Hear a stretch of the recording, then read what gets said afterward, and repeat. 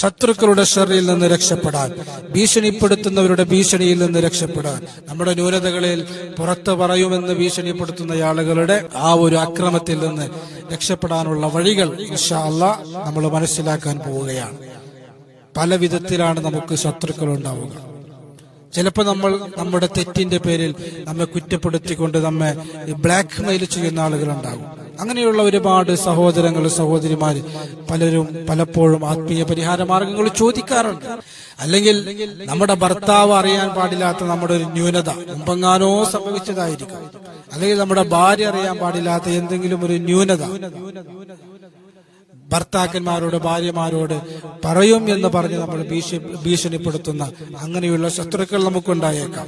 അല്ലെങ്കിൽ നമ്മൾ ജോലി ചെയ്തുകൊണ്ടിരിക്കുമ്പോൾ ആ ജോലിയിൽ എന്തെങ്കിലും ഒരു മിസ്റ്റേക്ക് സംഭവിച്ചു, അത് മുതലാളിയോട് പറയുമെന്ന് പറഞ്ഞ് ഭീഷണിപ്പെടുത്തുന്ന സഹപ്രവർത്തകരുണ്ടാകും.